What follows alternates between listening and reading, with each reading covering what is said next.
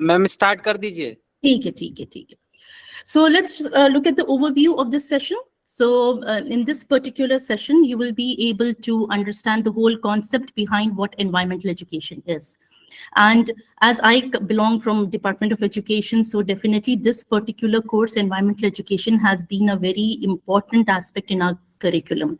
We have environmental education right at the graduation level. In B.Ed, it's a compulsory component. In M.Ed, it becomes optional.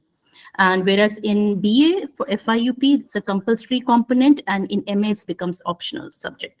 So environmental education, we are much into this particular subjects, and we talk, and I have also specialized my my PG in environment. So definitely this is something that I'm really very much interested in sharing my experience with you. So by the end also, you will be able to comprehend what are the principles, what is the importance and the principles behind environmental education, and appreciate the interdependence of all living beings. And you will be able to appreciate when I'm going to talk to you about some different case studies. And plus, I'm also going to tell you how NEP, obviously NEP 2020, has shed light on this particular environmental education as being, bringing about that holistic development in the individual. And it's talking about, the more interdisciplinary type of research work, which is also being done in this particular field. And lastly, you will be also motivated to incorporate topics related to environment into your teaching, be it from any department, be it from any specialization. Once you know many things about what's going on in your environment, in your immediate environment, and also what is happening globally and how it is affecting us, so definitely it becomes very pertinent for us to include those topics in our teaching learning process. So I'll just start very quickly. I'll brush through the basics, like we all know. And as a teacher, we cannot, it's really hard for us to get rid of that feeling that we start right from the basic and then we go to the abstract and to the complicated. So if you look at the whole word environment, the whole word environment has been derived from a French word environier. That means something that is surrounding us. So, and in this particular environment word has been introduced in ecology by Jacob van Uerkel. And if you look at the definition, you find numerous definitions, but this is one of the definitions. This is very apt, and I usually tell my students about it. So environment actually means the sum total of condition that surrounds a man at a given point in space and time. If you're here in India or if you're any place outside, whatever biotic and abiotic factors or even the cultural factors that are surrounding you at that particular given time will constitute your environment. So we are no longer confining ourselves to the abiotic and the biotic. There's much more to it also. There is a third component to it also. And if you remember after the Bhopal gas tragedy, when the Environmental Protection Act was passed, so even they defined what environment is. So also they talked about as being some total of water, air, land, and the interrelationship among these. What is the interrelationship among the man, the water, air, and land? And with, of course, the human beings and other living beings and property. So this is how they had defined the whole world environment. So my lecture, or you can say the experience that I'm going to share in my presentation here, it will be, of course, I'll be starting with environmental education, but more so I'll be concentrating on the interdependence. What is there? Why is, how are we just not isolated? And why cannot we see the connection between, between the people, or between the wider community, which constitute the abiotic factors and, of course, the cultural factors as well. So the environment, which includes all those things on which we are directly or dependent for our survival, whether it is a living component like plants, animals, or the non-living component like soil. So when we start, obviously, when we talk about environment, and this is something very basic that we start right, even I think at the primary level in the education in our school system, we talk about the non-living, that is the abiotic or the physical. Then we talk about the living, the biotic or the biological. But the third component is where I would like to draw your attention to. This is something less talked about initially, and it is less thought about as being a very, like a pertinent component of the environment. And the third component is the cultural.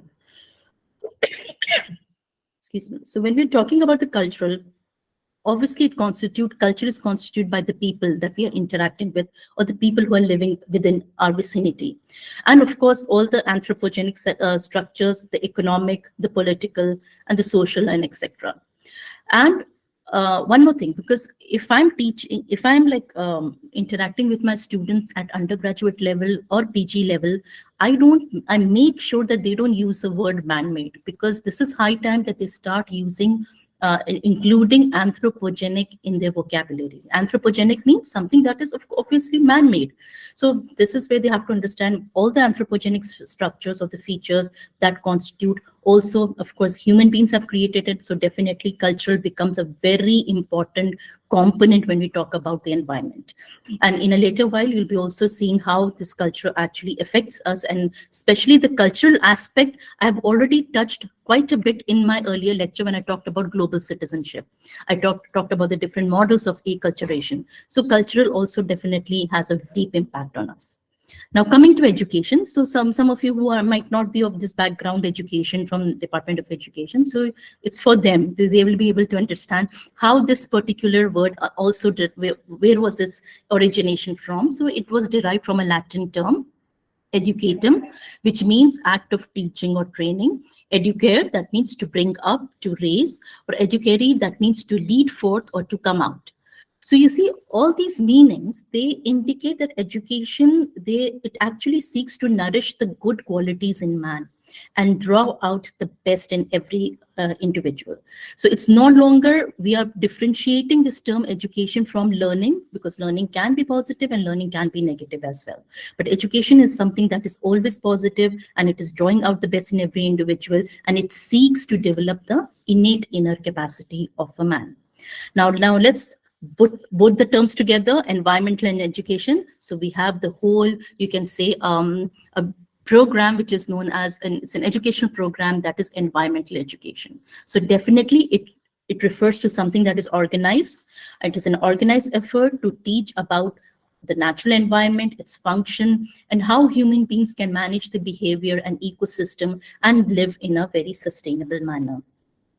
Now, to just oversimplify it, the thing that comes in our mind is when we're talking about environmental education, it is something that is within the school system, or something that is starting from primary to post-secondary, or at most from till secondary.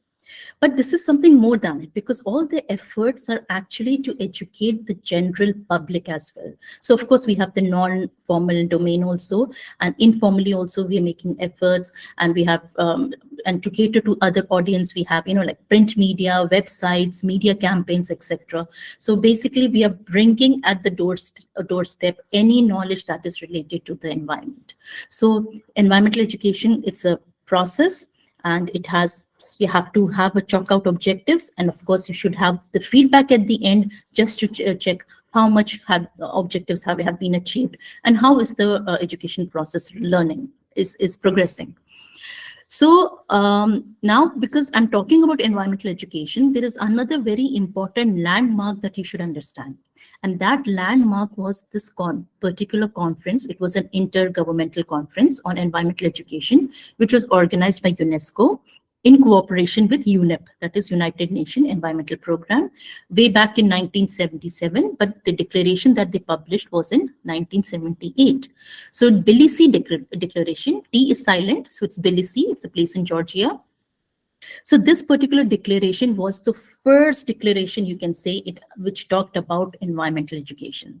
So I've just highlighted the key words in it. So they said that environmental education is a learning process. We have already established that.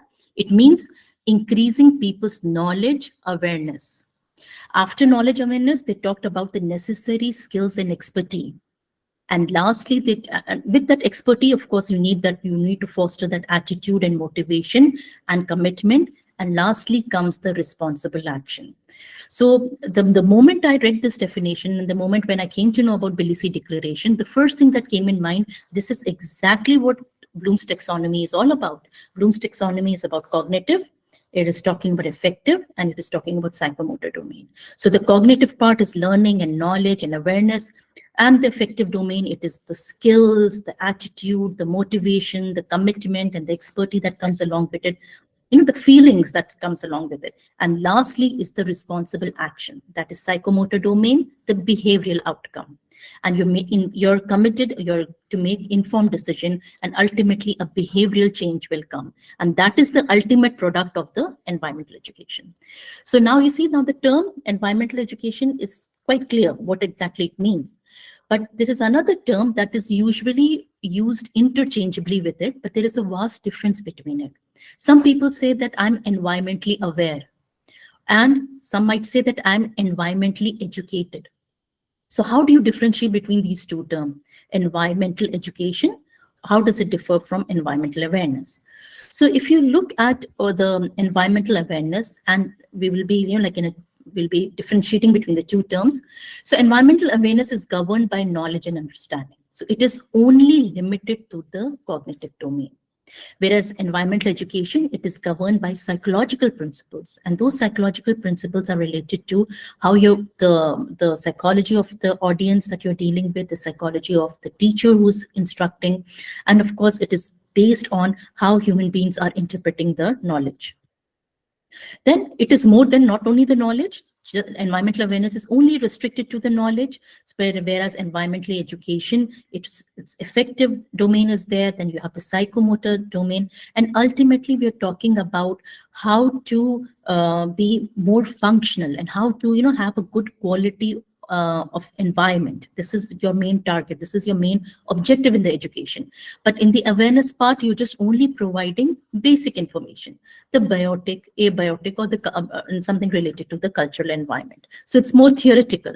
Whereas environmental education, it kinds of manipulates, because unless you don't manipulate, you cannot generate conducive result, and you cannot make your environment conducive enough. And in order to manipulate, first you have to identify the problems in your environment. You should be sensitive towards that problem, and that sensitivity, that switch of sensitivity will come only from the effective domain. So once you're sensitive enough, then you will definitely be more motivated, and that psychomotor domain, it will trigger your psychomotor domain, and it will come in your behavior, no matter what. When you have sensitive enough, for example, preservation of light. So even a small child who's sensitive enough for that, the moment he is in the class, or he's outside the class, or he's in any place outside their home, and he sees that he's the last person who's leaving the room, he will definitely switch off the light. Why? Because it has been ingrained in his psychomotor domain. And of course, the ultimate task of environmental education is that we have to identify, then solve our environmental problems. And of course, for that, we should have that problem solving attitude. So you see that if you look at both the terms, there is a vast difference. So you just cannot say that you're environmentally aware.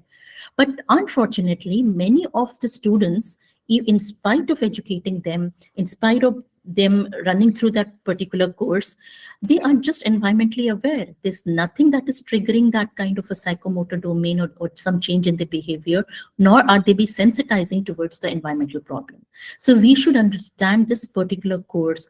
If it is, and we're trying to make it it is interdisciplinary course, and we are imbibing all the important components of different discipline, and we are making sure that every student till undergraduation level should go with this environmental education. So definitely these are the principles on which we have to make sure that the students, they encounter these principles while studying environmental education. So what is the focus of environmental education? So I'm coming back to what the Belicy has already given this. It has talked about, and if you look closely, this is exactly what Bloom's taxonomy has said. So it's something like a reflection, exactly what Bloom's have said. Belicy declaration has also talked about it. It's talked about awareness and sensitivity. It has talked about knowledge and understanding, attitude of concerns, of exactly for the environment, and motivation to improve or maintain environmental quality, skills to identify and help resolve environmental challenges. So whatever challenges are in the immediate environment, you are able to identify, and you have those set of skills that you can easily use problem solving skills to solve those problems. And ultimately participation in activities that lead to the resolution of environmental challenges. So we need that participation. But what do we see in the general courses that we run? That students, they enter from awareness, they go to the knowledge understanding as their classes progress, attitudinal change to some extent, we can say. But when it comes to skills Or when it comes to participation, this is where we are lagging behind. And this is, I think, this is the area that we must focus when we're talking about environmental education, because if we don't do that, we have actually not followed the important principles of environmental education. So this brings me to the next slide, which talks about what are the principles of environmental education. So number one principle is this particular course, that environmental education must be interdisciplinary. That means it has to derive the content from different discipline. And this discipline can also be used in a integrated manner. That means when you're teaching different subjects, for example, you're teaching literature, you can have stories of different eco-feminist movement in literature, be it Hindi, Urdu, or English. You can have their stories there. So you can incorporate in literature. You can also through mathematics. I remember there was this student of mine during a training process. She was teaching mathematics about trees and about flowers. No, she was teaching about addition and subtraction. It was mathematics class. So and it was at the primary level. It was diploma students. So I really liked the way she made the teaching aid. She drew trees, right? And she wanted to show how 4 minus 2 was actually, for example. So she drew 4 trees, and she made the 4 trees, the sticky ones, you know, the sticky pictures. She stuck 4 trees and she said, okay, now I'm minusing 2. That means I'm cutting 2 trees. So is it good to cut trees? So you see, there she instantly, like, she tried to integrate. So students were like, no, ma'am, it's not good to cut trees, you know, things like that.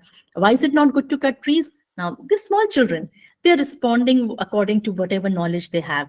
So you see, like, these examples, by showing them pictures and by showing them this, you can integrate in your own course. You have history, you have economics, you can, geography is full of it, geography, science, SST, because environmental sciences is deriving from science and social science. But of course, you can teach it and incorporate in different subjects. Then coming to environmental education must involve everyone. The first thing that comes in mind, that it is an education process, so let the teachers and students take care of it. But no, it must involve everyone, in the sense it should involve the administration, it should involve all the stakeholders, the parents, the community members. Everybody should be involved when we're talking about environmental education. That means if as a teacher, for example, I want to give a guest lecture on something like any new virus that has been erupted, okay, and nobody knows, for example, what are the after effects of whatever the COVID-19 virus. So I want to give a lecture. I might not be an expertise in that, but there is a doctor who has attended patient of COVID virus, and he has looked out, and he might also have research on the after effects of the virus and how is it, how are the human beings coping up with it. So why don't you invite him over to give a guest lecture in the school, so the teachers and the students, they can benefit out of it. So that means you should be able to include whenever, and because environment topic is something that is of global nature, everybody can be connected to it. So let us involve everyone. Then of course, when we are talking about education, it means from womb to tomb, right? So that means it's a lifelong process. So how can environmental education just end at the graduation level? That's the question we should ask, because if it is lifelong education, that means we should have the resources that are catering to this particular course. And thanks to the internet, we have bombardment of information, we have different resources, different online courses, we have forums, discussion forums in which we can talk about these environmental issues. And it also must be holistic, for the holistic development of the child as well. Holistic, that means it's including everybody and about connection. For example, I want to take my students to a field work outside, or I want to show them a dam, or show them any working place, okay? So for that, I should have the connection with them. First, I should seek the permission from the head of the department. Then I should also have connection with them, that I'm bringing 1 unit of students, that is 50 students to your place. Am I allowed to do that? And how far can they approach you? And how far can they, be involved in whatever you're doing, because I want them to have that life experience there. So it's all about connection. So if you are just keeping the community secluded, So how do you expect that when the children will grow up, they will be the same person, and will be equipped with the same kind of skills, and they can effectively perform in that community which they have no idea of. So this is where environmental education plays a very important role in building up these different connections, especially when it comes to disaster management. You have mock drills. So let us include the different community members also in mock drills, because you never know in a place which is disaster prone how the students, they any god forbid if earthquake occurs and they're in the school, so how are they supposed to where is the nearest fire station they're supposed to reach, where is the nearest clinic that they can go in case if they're injured? So these are some practical things that they have to understand, and of course with that comes a lot of connections also. So we can, as a teacher, we cannot live in isolation. We need to be connected with all the stakeholders. Then of course, this is a must, you can say, principle, that environmental education can never be theoretical. It should be practical, and the focus should be on problem solving, the problem solving skill. And lastly, it should be in harmony with the social and economic goals. And this is true because you cannot take the environmental education curriculum from US and implement in India, nor you can take from India and implement somewhere in Japan. Reason being, because every country they have their own social economic goals. Their social, they even the cultural aspects are so vast different. So we have to chalk out our environmental education curriculum according, and it should be of course with balance and in harmony with the social economic goals. So these are the principles. If you fall short of any of these principles, definitely we won't be giving our best in environmental education. We can't make it interdisciplinary, or we can't make it a holistic in nature just because we are not following these principles. So if you ever come across environmental education course and you're being in charge of it, so try to imbibe all these principles when you're chalking out the curriculum and you're making plans, for what are the activities that you can plan for the students. Now, coming to the importance, why this particular course is important, much of that importance I have already highlighted, but the key importance I would like to highlight in my slide here. The first thing is we cannot deny that we are the first populous country in the world. That is a good thing, because the world population is increasing, and every third person, and especially for Indians, every third person that you come across abroad will be an Indian or from the Indian origin.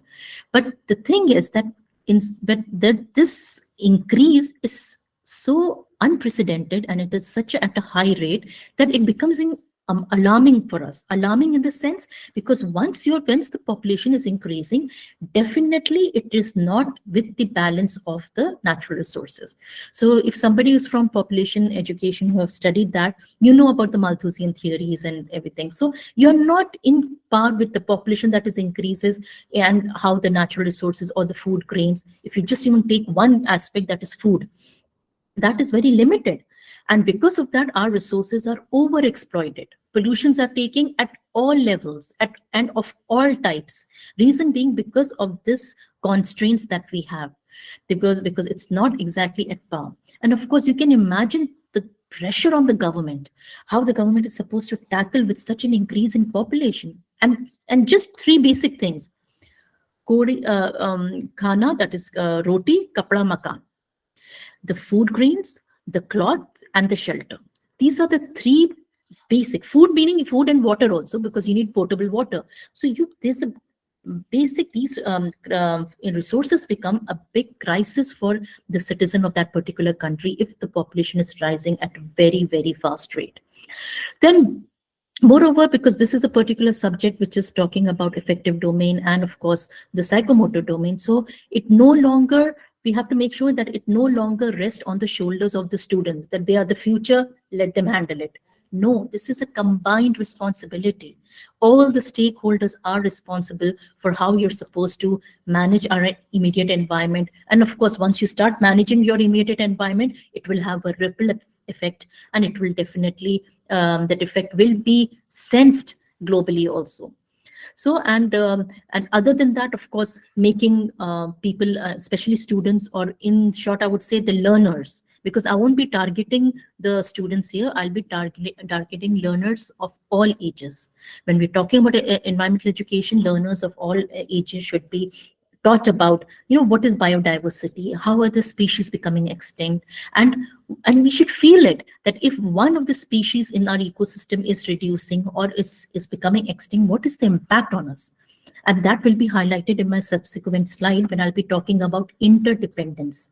How are we dependent on each and every species that is on this planet Earth? And of course, we have to motivate the learners to get involved in the community work and community action. And there should be not only the change in their knowledge and understanding, but in their values, behavior, and ultimately in their lifestyle.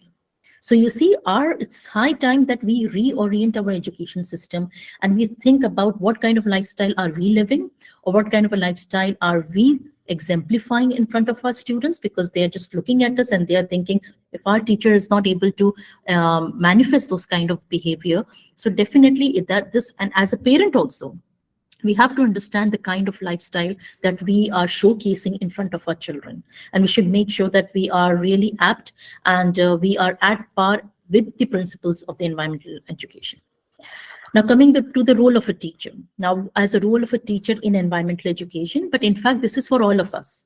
What can we do and how can we create this kind of an awareness? Of course, like I said, we can always correlate these current topics with the topics that is under discussion, or with the topics that we are discussing in our class. We can do a little bit of homework and try to draw up the correlation and try to create the awareness, because our ultimate aim is, once you trigger that awareness, once you switch on that sensitivity button in every learner, so definitely then other things will just roll on. They will try to follow, and ultimately at some point or the other there will be that behavioral change in the students or in the learners. A teacher can help students to acquire skills, and for that skills, of course, the problem solving skills, the teacher themselves should be made sure that they are able to solve the problems in the immediate environment and they are equipped enough with those sets of skills. And of course, conducting different activities, co-curricular activities, in the form of skits, plays, dramas related to environmental conservation. We can have puppet shows in schools, and we can have this kind of activities even in the higher education. We can have these kind of different, with that theme-based activities we can have, and we can get the students engaged and talk about it, discuss those issues, and organizing seminars, workshop on environmental problems, and to ensure that, like we have that appropriate kind of a behavior and attitude towards solving our environmental problems. So this is where we find that teachers can be inclined towards doing all this. So if you're assigned this job, you can, like take on a virtual tour, or you can organize exhibitions also in your institution. And we have a very beautiful environmental calendar. All the different days of environment can be celebrated throughout the year. So it's no longer 5th June you're reserving for Environmental Day. Let's have it throughout the year. Let's have it different occasions on which we're talking about environment. And then ultimately it develops, once you're constantly talking about it, you develop a sense of responsibility and urgency is there that we have to attend to our environmental problem. Then of course, arranging guest lectures, and a teacher should always teach the interdependence. This is important thing, and this is where the later half of my lecture is. How are we interdependent on each and everything? And we cannot isolate ourselves, or we cannot think that we are isolated from the other person. Just like in a social structure, we are interacting with different people. The same way, we are also interacting with more than people, that we are even the abiotic factors and the different plant community and animal community are also affected by our interaction. Okay, so this is all about the importance and how a teacher should, what is the role of a teacher in environmental education. So this was my first part of my lecture. Now let me start with the whole ecology, just briefing you about the ecology and what does it mean to be interdependent. Now get prepared to be, really awed by and really surprised by how this whole ecological balance is there, and how God Almighty has created this beautiful earth and everything is so interconnected. So let us first look at the 3 laws of ecology. The first law of ecology says that all forms of life are interdependent and interrelated. When one is disturbed or harmed, all are disturbed or harmed, right? So any change or any change in one species will have, like I said, it will have a ripple effect and it will be disturbed. Second, the stability of the ecosystem is dependent upon their diversity. So greater diversity means greater stability. So if you eliminate any life form, that means you're eliminating the diversity, the richness. So once the richness is reduced, so definitely that particular ecosystem becomes unstable. That brings to the third law, that all the natural resources, including the abiotic and the biotic factor, all the resources should be conserved and should be intact as they are. So basically, we're talking about sustainable development. Let us not exploit these resources to such an extent that our future generation suffers. Our future generation, our children, they don't have, we don't want them, to struggle with water and with food and with air, the basic resources. We want to conserve and like maintain the sanctity of the natural resources as much as we can. So these are the three laws of ecology. Now, coming to what ecological balance is. Now, if you look at ecological balance, it is a fundamental concept in biology, which refers to a delicate equilibrium within the ecosystem. And this integrated web of relationship and interaction between plants, animals, and the surrounding is what maintains this balance, the relationship. And if you look at nature, see, nature is all, you can say it's all wiggling, or it's everything wiggles. Everything is like overlapping, or you can say the shape of the tree, and when the wind is gushing through the leaves, you can see the leaves moving. So it's very, or the clouds moving, or the water that is dropping from a from a waterfall. Everything is in movement, everything is in motion. So as a human beings, we have a tendency to, kind of give it a proper shape to it.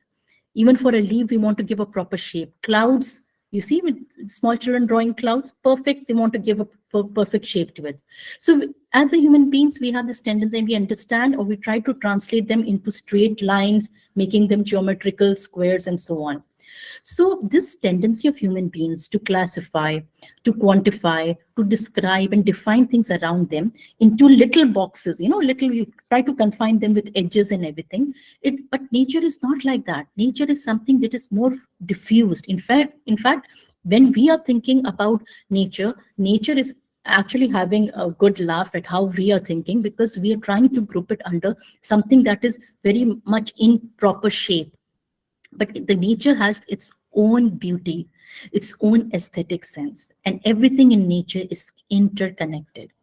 And this is where I would like to introduce you to Alexander von Humboldt. He's a scientist, an explorer of the 18th century, and he is famous till now because he was the first one to explain the fundamental functions of the forest for the ecosystem and climate, claiming that the world is a single interconnected organism. So according to Humboldt, everything to the smallest creature has its role and together makes the whole. That means in which humankind is just one small part of it. We are just small part of the nature. No matter if our ego is more than the nature, but as a physical structure, we are just small part of this particular nature. So the living things in an area are the components of all the interconnected system, which maintain a delicate balance between themselves. And you can see in this particular slide that how the climatic condition actually determines the species, and especially the flora and the fauna of that particular area. So if you see the temperature, which is from high to low, and here's rainfall from low to high.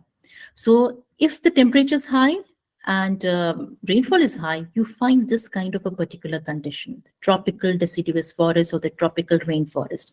It has its different marvel, and those marvels I'll be discussing later on, what the marvels of these particular forests are. And as the rainfall, the quantity of water or the temperature, it kind of reduces, and the flora and the fauna changes itself. So the green concept that we have regarding the nature, it is directly connected with the water and with the temperature.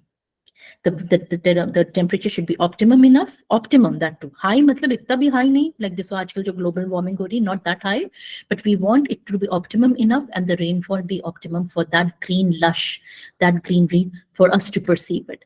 And the more you Move away from that spectrum, you will see all brownish color, grayish color, whitish. Agar hum upar polar region पर जाएंगे, तो we'll see the snow colors. We have cold deserts, hot desert bhi hai, cold desert bhi hai. So we see this kind of a thing.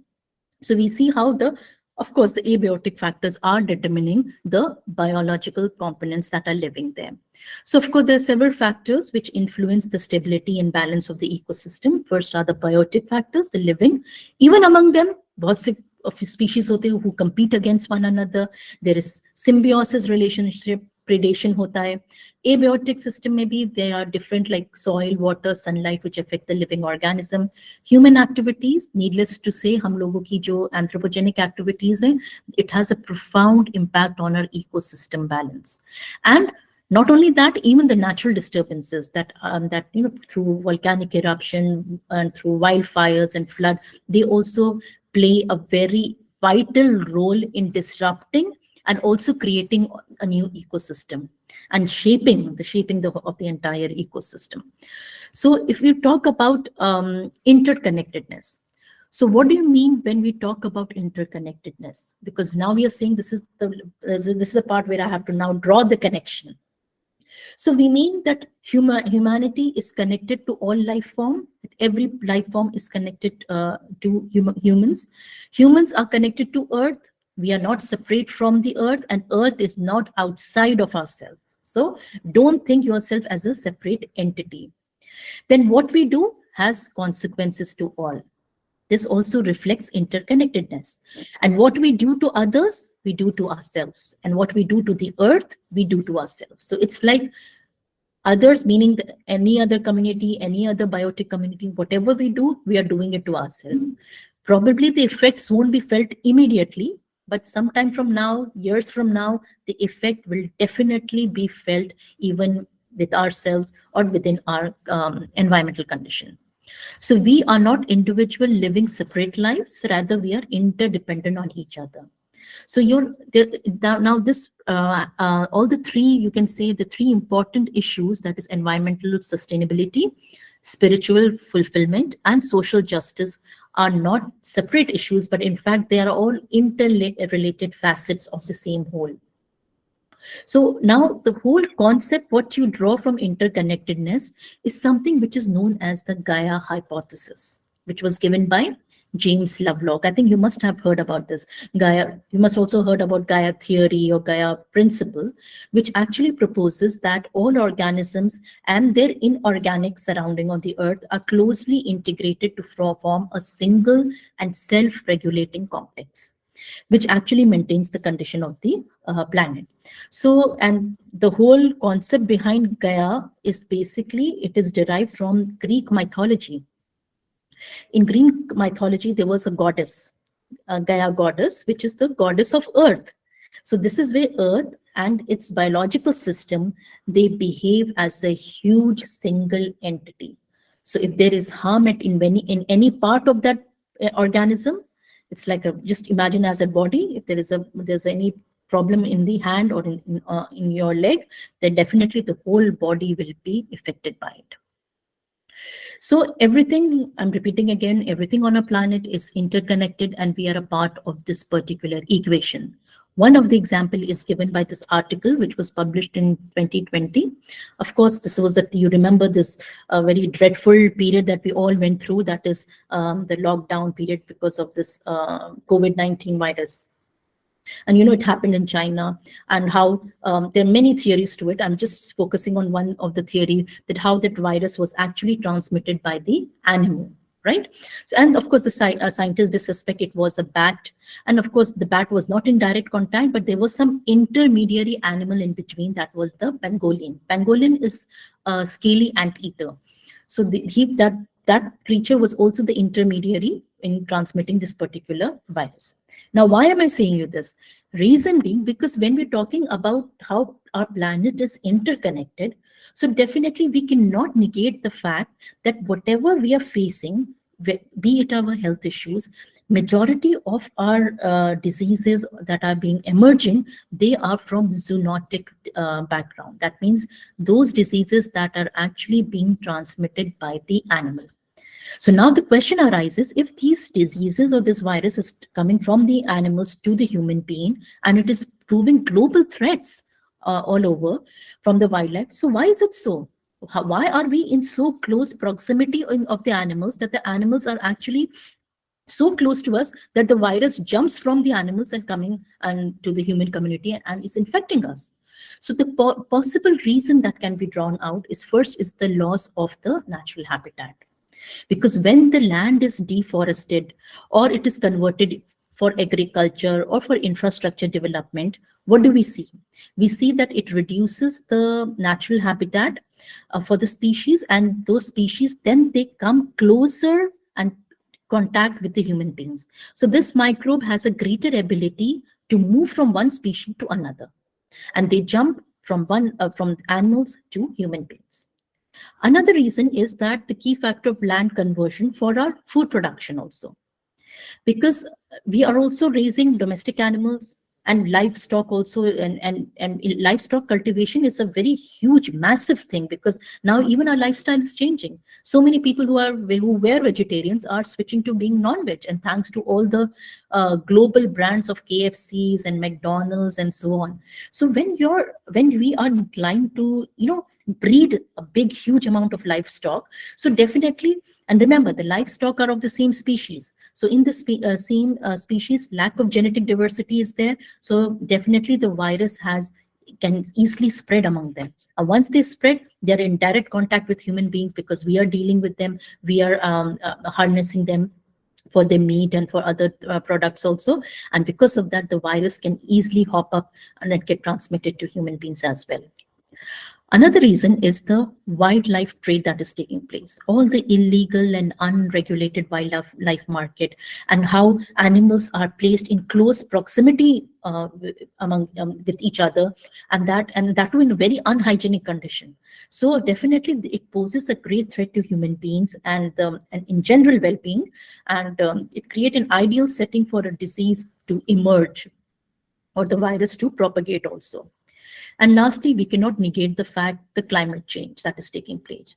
Because as our planet is becoming warmer and warmer, so the distribution and abundance of many species, that is including the organism that is transmitting the diseases between animals, are expected to shift also. Because with such heat, the animals are no longer able to survive in that particular geographical area. They're moving. And once they're moving, they're carrying those viruses along with them. And then they're, of course, and creating a further opportunity for viruses to jump and to infect the human population.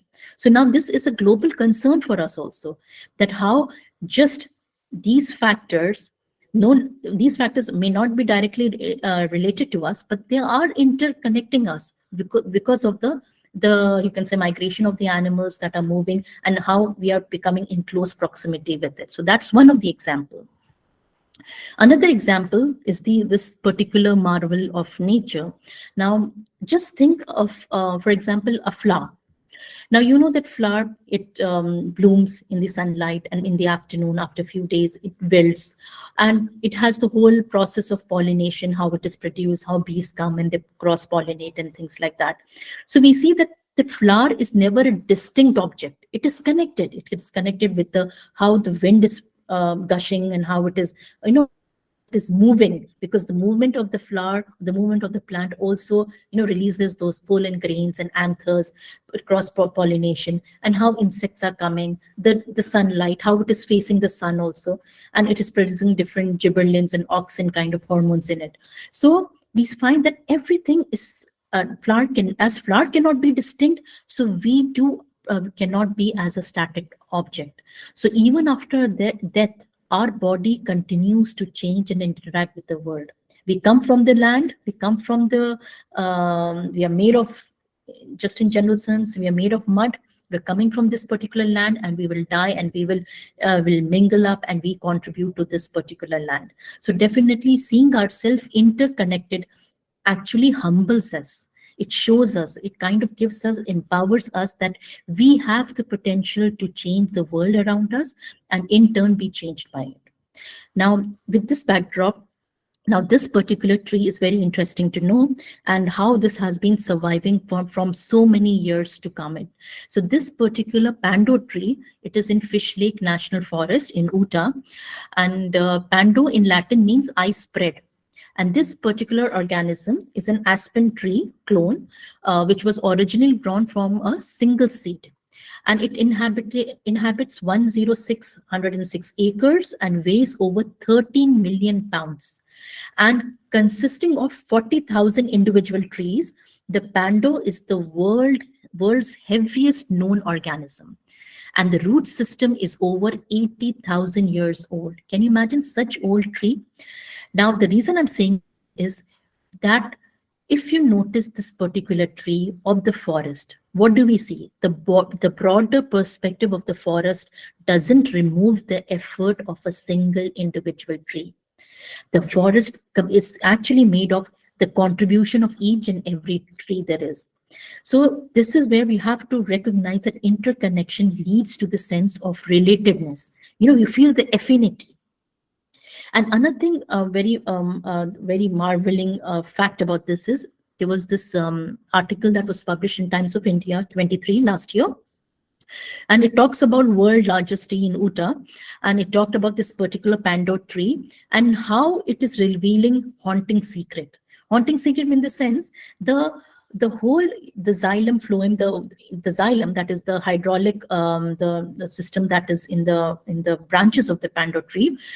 They kind of hydrophone. They installed one hydrophone in the branches, and they recorded the vibration and the sound that was produced in that particular tree. And it was a beautiful, like symphony. It was something that is being released, a music that was released. And it became such a valuable scientific tool for understanding pando's hydraulic system. So that's another marvel thing that I wanted to talk about, because other than the forest, we know that this particular tree, it is spanning around 40 hectares, and astonishing, it has 47,000 stems, and all the stems, they share the same kind of DNA. That is the marvel thing about this particular pando tree. Now, coming to the essence of whole connectedness, how human beings belong in this natural world. And this is both a physical perspective, that we breathe, we air, drink water, eat food. And it also has something very psychological perspective as well, because our mind evolved in the natural environment around us. And this brings me to another word, another keyword, that is biophilia. That means the psychological connection to the natural world. This is little talked about it, because we see the physical perspective of it, but there is also psychological perspective. And this whole concept of biophilia, it literally means a love of life or living things. And this was derived, there was a psychologist, Eric Fromm. He was the first one who talked about biophilia, I think somewhere around in 1964. And he described it as the passionate love of life and all that is alive. So you see that how humans have deeply ingrained love of nature, which is an intuitive as well as a natural derived imprinted into our DNA. Now, let me astonish you with the different findings of the researchers as well. Just wait, let me open the charger. Like,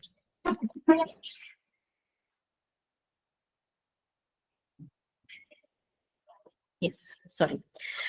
So let me astonish you with the different finding of the researchers that have found that 90% of people would imagine themselves in a natural setting when asked to think about a place that makes them feel relaxed, especially during a therapy.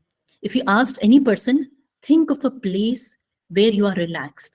So 90% will think about a place in the nature, in the middle of a forest or near the water shore or somewhere there. So being around the nature makes us feel good. It makes, it boosts up our self-esteem, brings about a positive outlook, and results in overall better and better life satisfaction as well. Then, moreover, there was another research which found that that when the employees, when they're working in a workplace, today's workplace, especially the corporate workplace, if you go to the different organization, they have very lean workplaces. Well, lean in the sense there's not much space to it.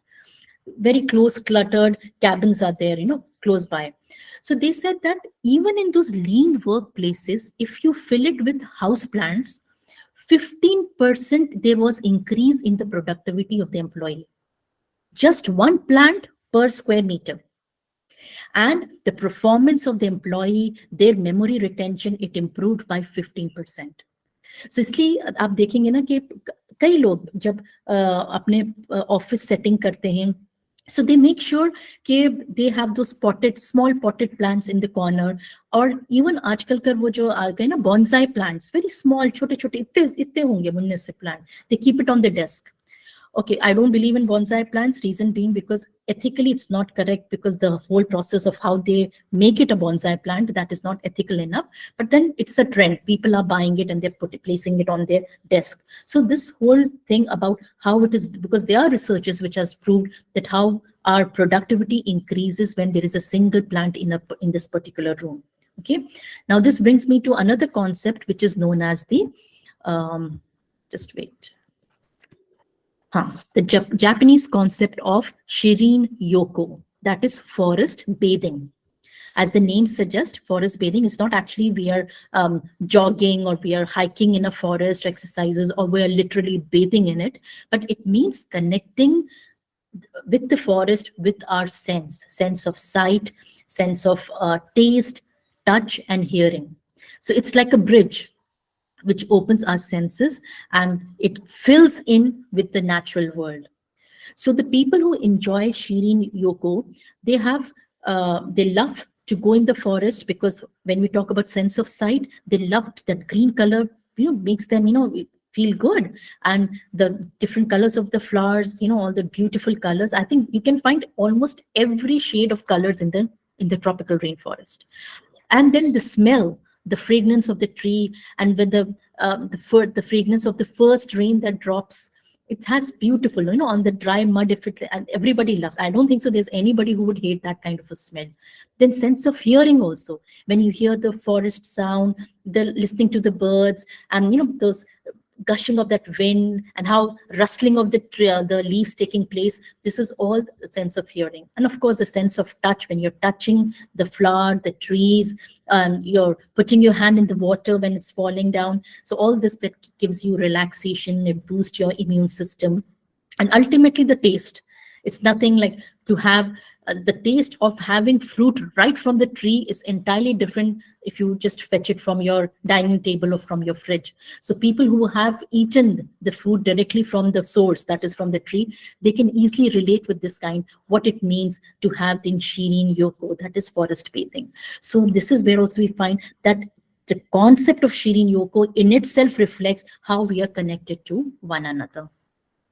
Now, let us look at the dark side of it. This is something I would like to talk about. This is a book written by Richard Liu. He talked about the last child in the woods.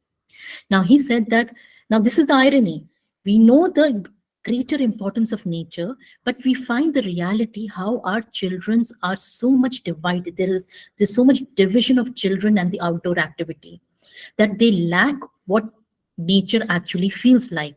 Even now, in this particular time, if you want to show a child what a mango tree is, first it was so easy for us because either it was planted just in a backyard, घर के आंगन में होता था, घर के मोहल्ले में होता था, या आपके जो एजुकेशनल इंस्टीट्यूशन है, स्कूल से वहां पर इतने सारे ट्रीज प्लांटेड थे कि you can easily show them what a mango tree actually looks like.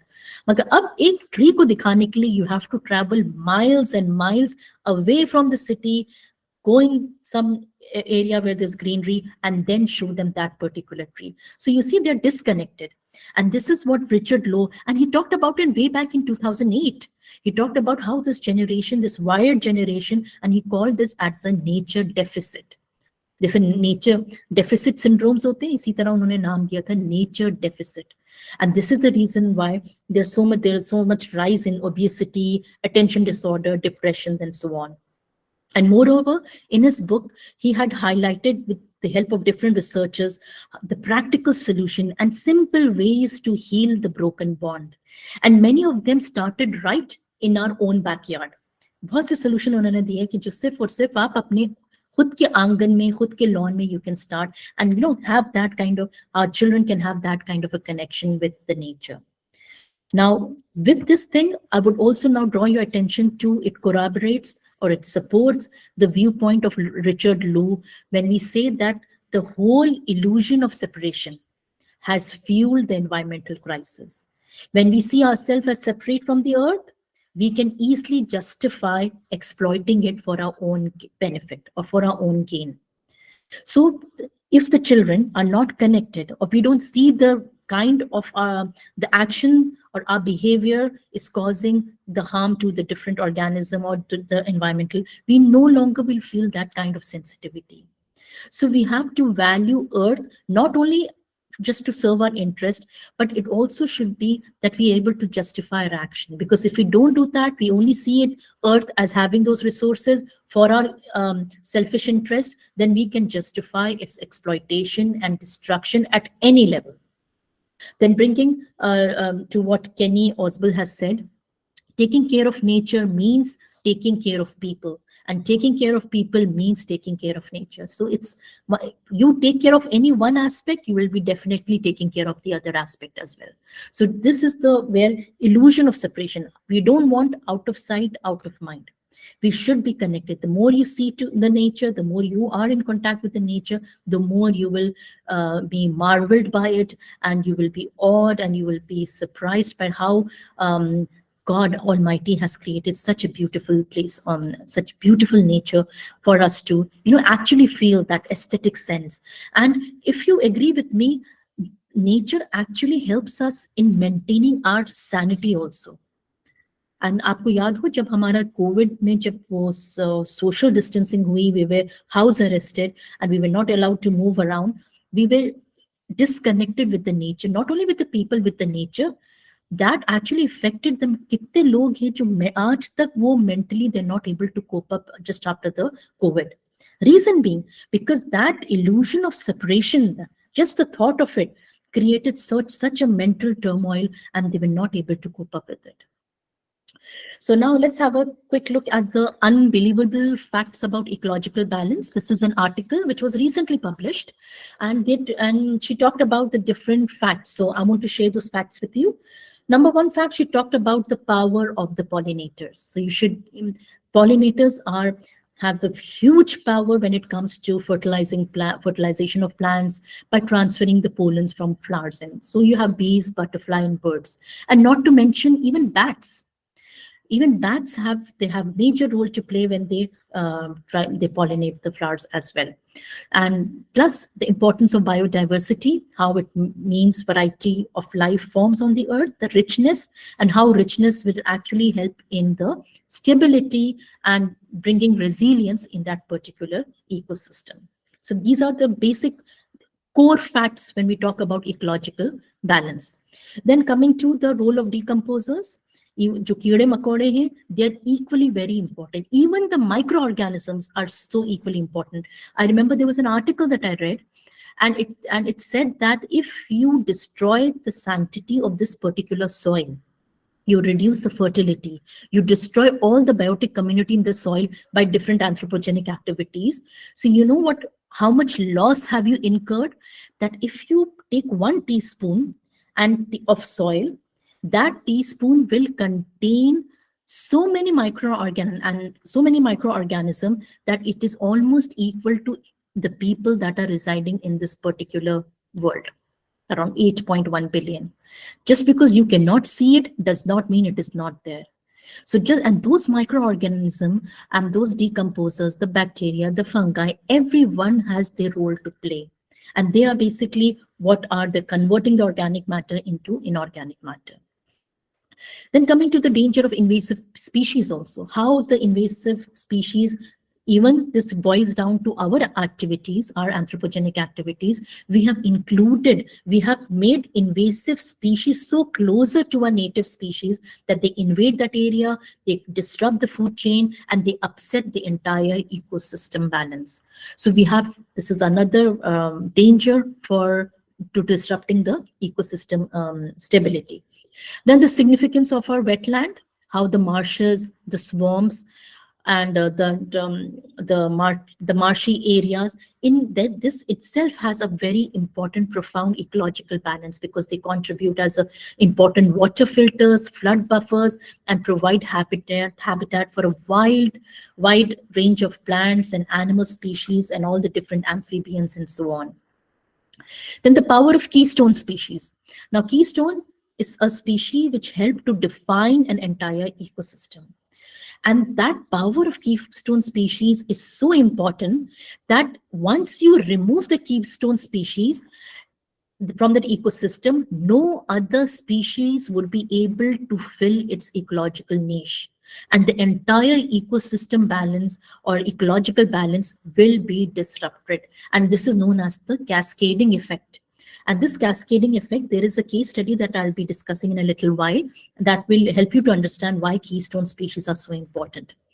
Then coming to the impact of human activities, how any human activity, right from deforestation to pollution to fishing, it causes changes at a global level. So understanding the impact of one activity, we will be able to understand and gauge how this has the ripple effect and it is destroying our environmental condition. Then coming to the role of natural disturbances, remember I said about wildfires and floods and earthquakes? No doubt, they are destructive in nature, but sometimes they play a very vital role in also maintaining ecological balance. Because once that area is destroyed, it kind of rejuvenates the ecosystem. It creates fresh habitat, fresh diversity, and it promotes natural regeneration also with the species that have survived in it.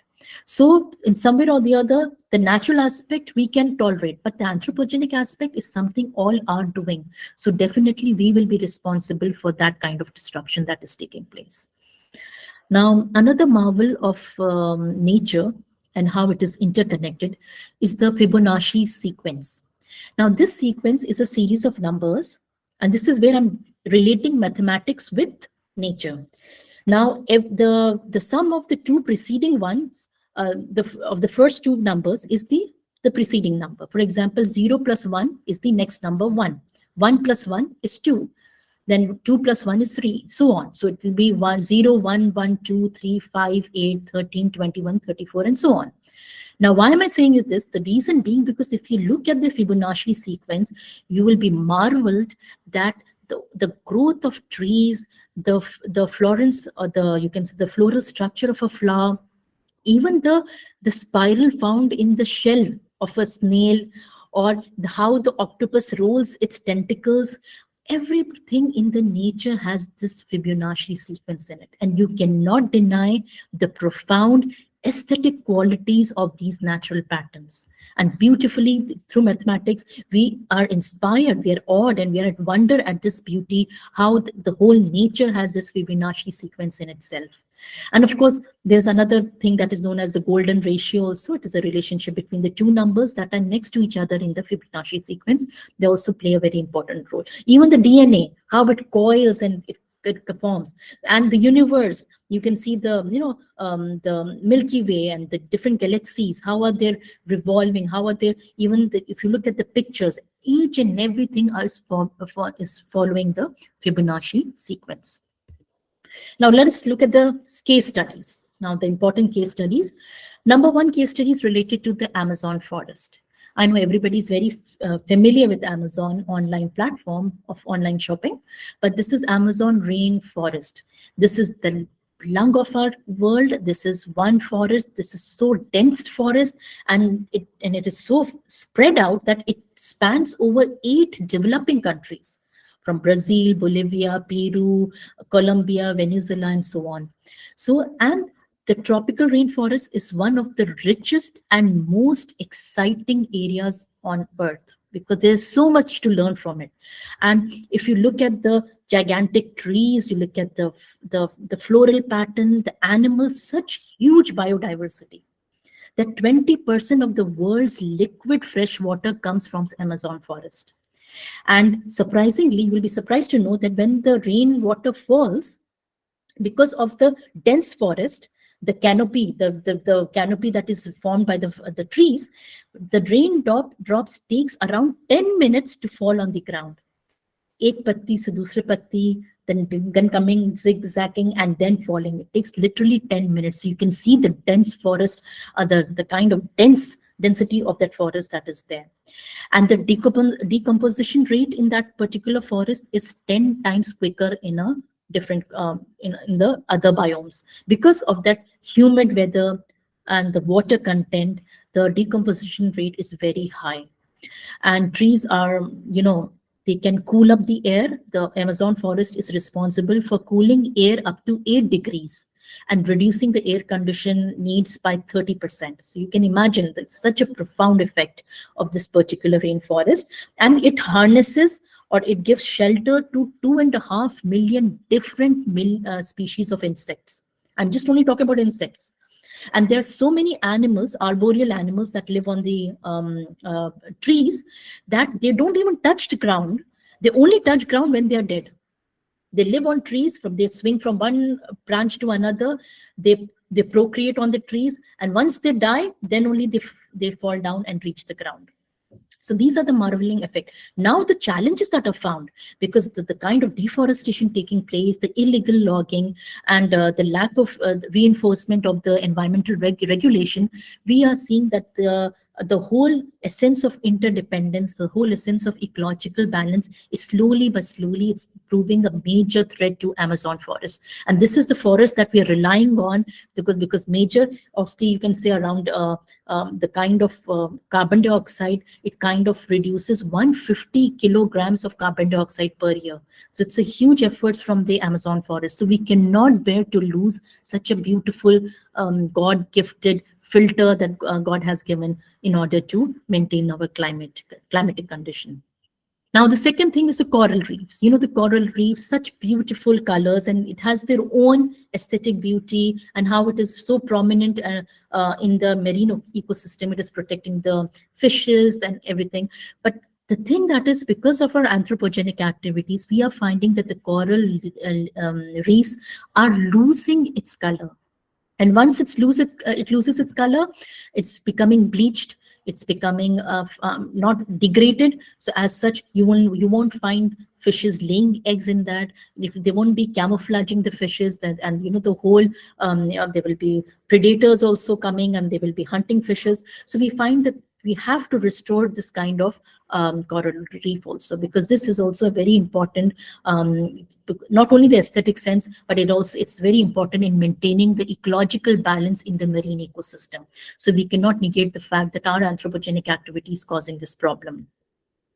Then there is another case study of sargassum unique ecosystem. Now, if you see in this picture, sargassum is actually a brown algae, and this brown algae, you can see it's floating here. Just let me take out the pointer. You can see it's floating. Now, the unique feature of it is that it does not need to attach to any substrate. It is usually formed in waters which is rich in nitrates and phosphate and so on. So sargassum, it kind of clumps together and it forms a raft. एक raft, एक बकायदा पूरी छत canopy बन जाती पानी के अंदर, marine life उसमें carpet बन जाता है. And in that carpet you will find fishes like the sargassum frogfish. They come and they lay the eggs. And you find different kind of species, 122 species of fish, 100 species of invertebrates, and 4 species of sea turtles who live around this sargassum carpet, canopy.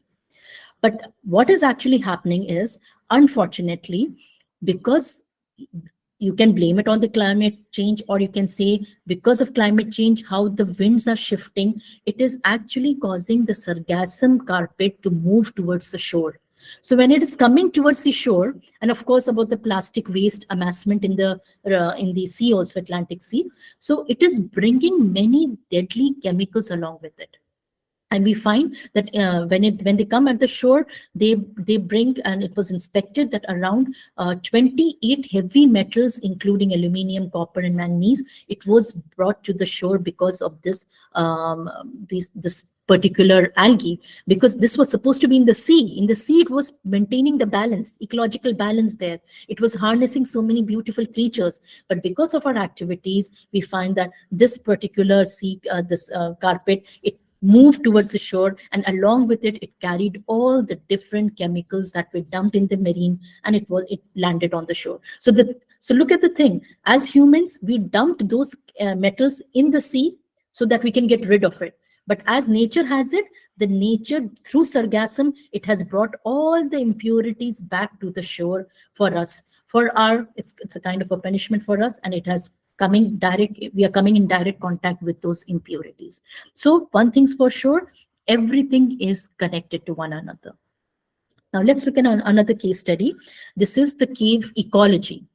This is the example that I usually give my students also, how marveling it is just to study the creatures of the cave.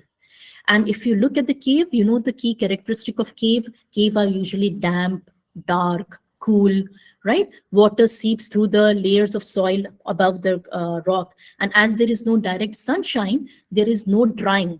And we find that the soils and rocks, they don't, there's no even air inside, no wind that is moving, that is actually helping the heat to pass or for it to cool.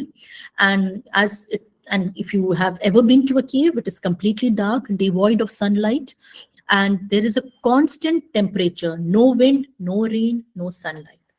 Now, this is I have listed all the abiotic component in this particular slide. Now, see how everything is connected. If you have this particular kind of abiotic component, what will happen to the creatures who are living inside this particular cave? You will find that the cave animals are different from the surface animal.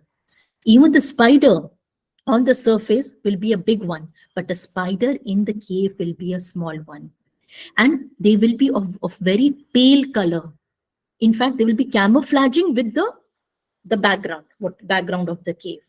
And reason being, because of the low nutritive value that they have, nutrition that they have, God has created them in small sizes. Because had they been big enough, then they would be requiring a lot of more nutrition, a lot of more food. But food is not available at this moment. You won't find any greenery here.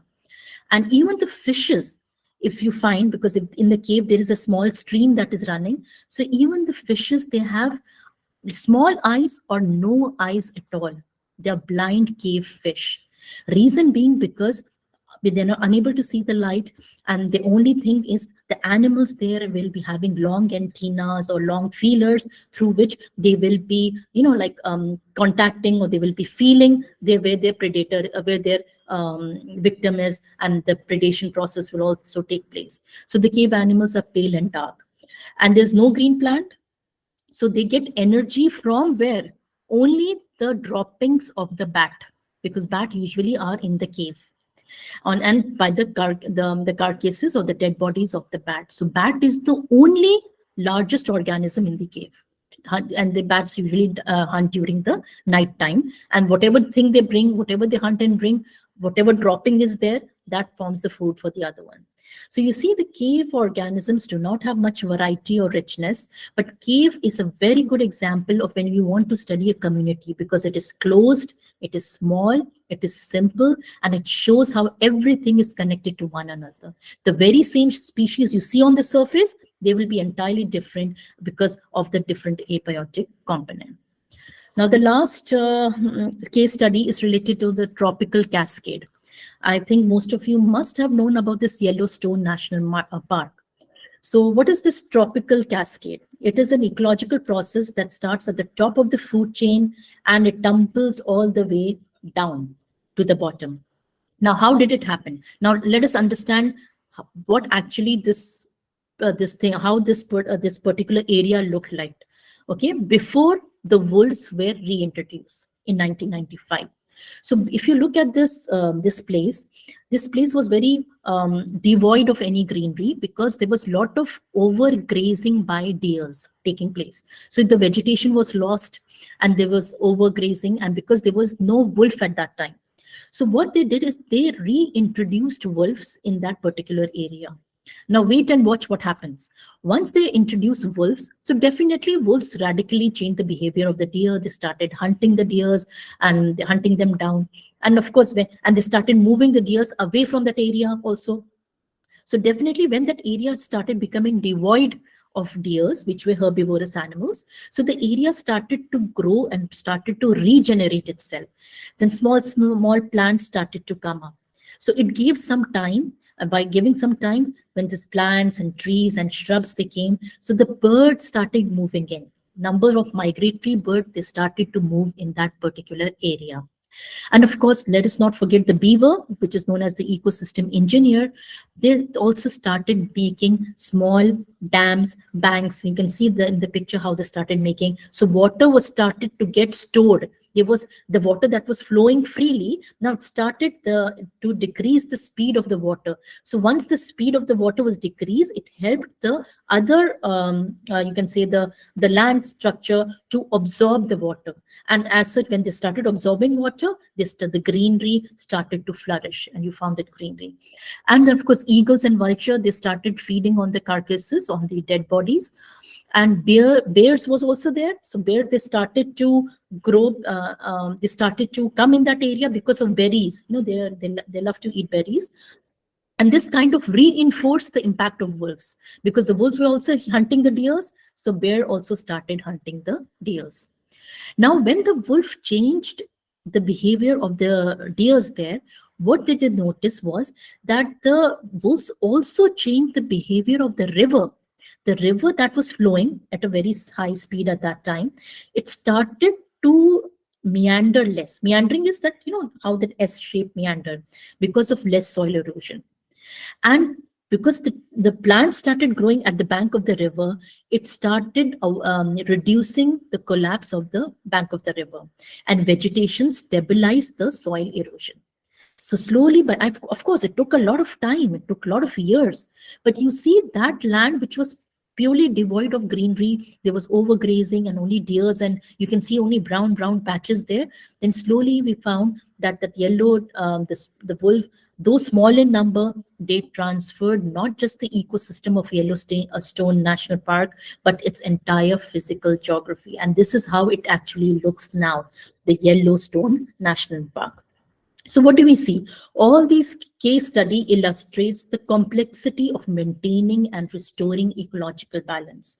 Right from this Yellowstone wolf-free introduction, it inspires hope. It inspires how and the ongoing challenging in the Amazon rainforest remind us of the work which is still needed to be done in order to protect our environment. And nothing is static. Everything is dynamic, everything is moving, and we have to move along with it. So the last part of my lecture is, like, I just would like to talk about the Earth Overshoot Day.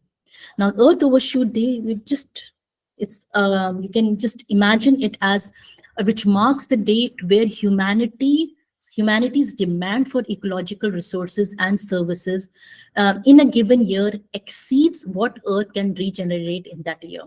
So basically, our Earth Overshoot Day of 2023 last year, it fell on August 2. And very soon, we will be exhausting the resources on the Earth very soon before the whole year ends. So this is something to think about. This is something, because till now, if you look at the picture, Earth Overshoot Day, it predicts that it takes 1.7 Earth to support humanity's demand on nature. So that means we have a huge humanity demand. And in order, now if you look at this image here, we see that Earth Shoot Day in 1971 was somewhere in December. But now we see that it is, with years to come, it is reducing. And now it is falling on 2nd August. So we need to move the date. So there was whole campaign against the Move the Date campaign, which focused on 5 areas, that is planet, cities, population, and energy and food. So the whole idea is, let us move the date back again to the end of the year. Let us have the whole year to use the resources. Why are we over exhausting it before the year ends? This is the whole agenda behind, and we have to chalk out different aspects in these 5 areas, related to pollution, population, and related to energy, food, and the resources, and the cities that are urbanization that is taking place. So the call of the action, we have to educate ourselves, of course. This comes with a great, huge responsibility also. Support responsible practices, practice in community efforts. Kahin na kahin, we have to, have that proactive behavior, and we have to showcase our psychomotor domain as well, and advocate for change. That means if you have the opportunity, do raise the voice, write books, do research on, engage in the discussion forums, so we can talk about these current issues, and we can think about how we are connected to one another. So the most important mission of current and future generation is that to make the shift that disentangles economic development from environmental degradation. We have to differentiate between both of them. We need to become the steward of the planet. So the earth is alive and a part of us, just as we are alive and a part of it. So to separate ourselves from the earth is an illusionary misconception of who we are. And we have to make sure that we ingrain that in our mindset and also in our students. So we are the earth and the earth is us. So with this, I complete my presentation. These are the different references. You can go through the different blogs and different research papers, which has supported and which has helped me to, communicate. Hopefully, I communicated effectively to the different researches that are being done. So thank you so much. And now it's open for your suggestions and for your comments or anything that you want to share with all of us.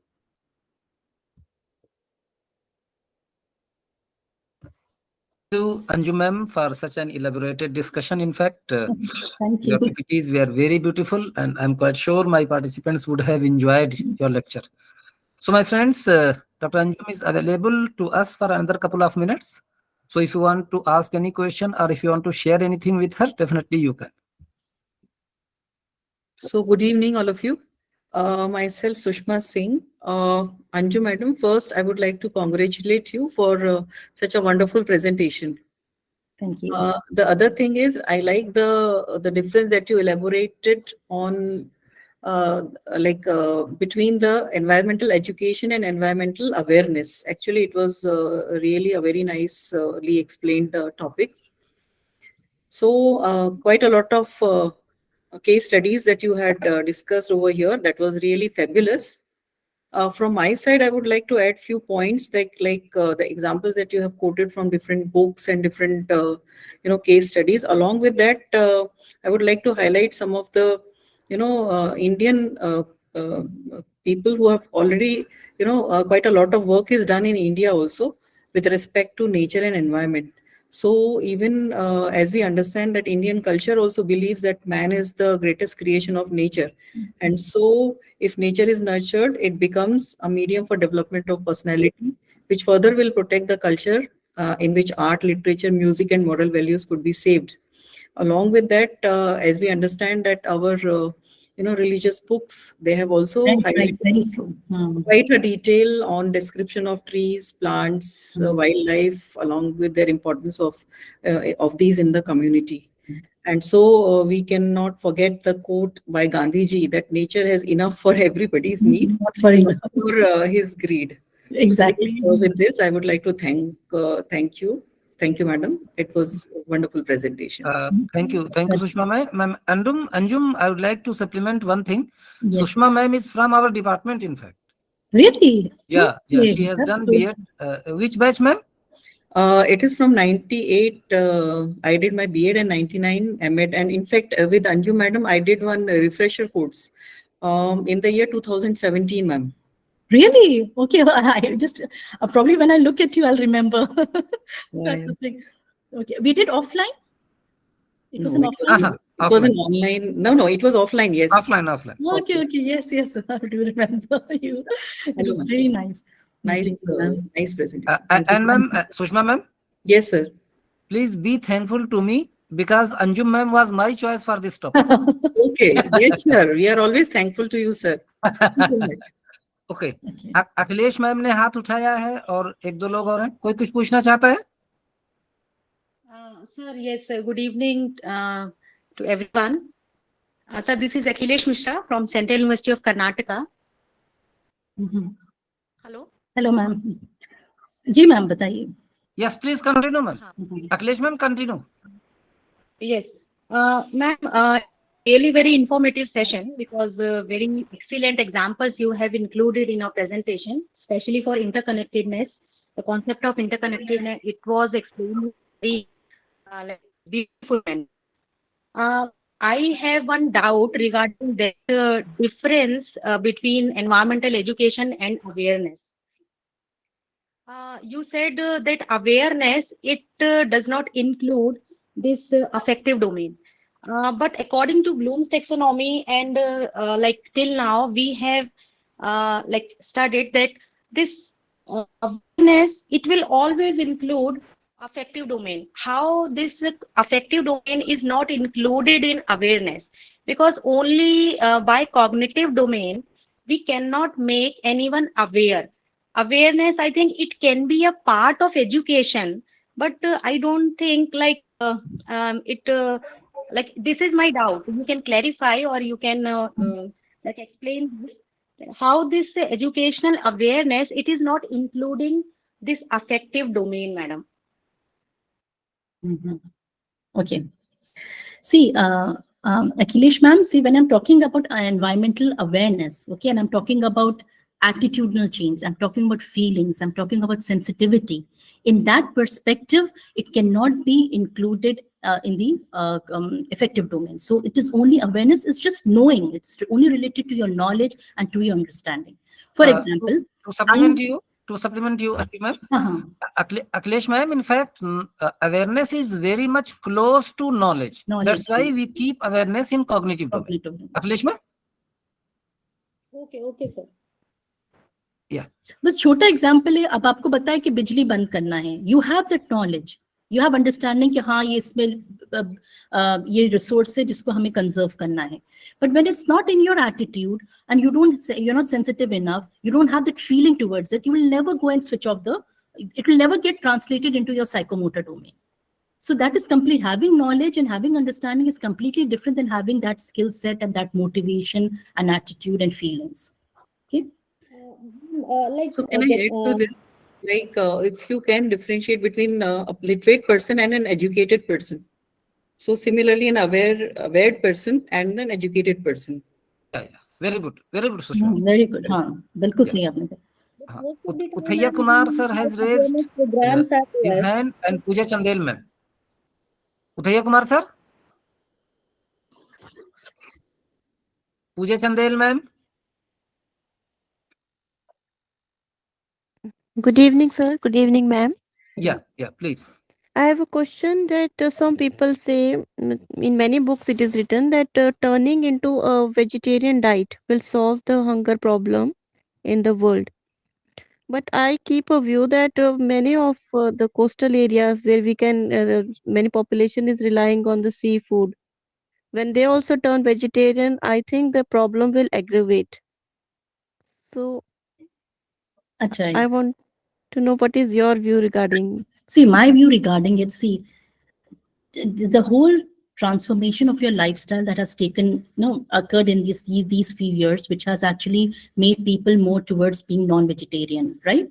So this non-vegetarian, having a non-vegetarian diet can be replaced by being vegetarian, but of course, if you look at the curve or the people who will be following will be quite less in the sense, if majority of the people out of 100, if 50 to 60 people are turning into vegetarian, you won't expect all the 100 to turn into vegetarian. You can only give them the knowledge, give them the understanding, show them the statistic. Even the medical have their own research being supported that why we are supposed to shift. Because at a certain age, mind you, at a certain age, you will be taking medications. A stage will come where you have to let go of red meat, you have to let go of white meat, and you have to stick to vegetables. And of course, with that background, when your lifestyle, when your fooding habit will change with age, so definitely if we try to have a more sustainable lifestyle, we start reducing it. देखिए कोई खत्म करने के लिए नहीं कर रहा है, start reducing it. अभी तो बिल्कुल we have blown out of proportion. You see the kids, they don't want to have vegetarian at all. You can plate mein sabzi aap nikal dijiye, dal nikal diye, they'll probably not even eat food. They'll make some excuse and they will eat from outside. So this is exactly what is happening. So that lifestyle, that mindset should change. ये नहीं हो रहा है कि बिल्कुल खत्म करिए. I know अभी बहुत प्रोपेगेंडास पर हो रहा है कि आप है ना बिल्कुल switch to completely switch to vegetarian. You can only phase it out. And then once your body gets adapted to it, and once you understand it's the necessity of this particular diet, then definitely फिर आप देखेंगे कि उसकी you will start reaping benefits out of this change of lifestyle. अभी बहुत मतलब आप कह सकते हैं कि हमारे जो यंगर जनरेशन या हम लोग भी अभी बहुत, हमारे जो सीनियर्स हैं या हमारे जो बड़ी जनरेशन है, उनकी आप लाइफस्टाइल देखिए और हमारे लाइफस्टाइल में बहुत फर्क आ गया है. फूडिंग हैबिट का बस आप देखिएगा, बहुत फर्क आ गया है. Yes. है ना? इसलिए बस धीरे धीरे फेज आउट करना होगा. Uthaiya Kumar sir has raised his hand. Uthaiya Kumar sir, do you want to say something?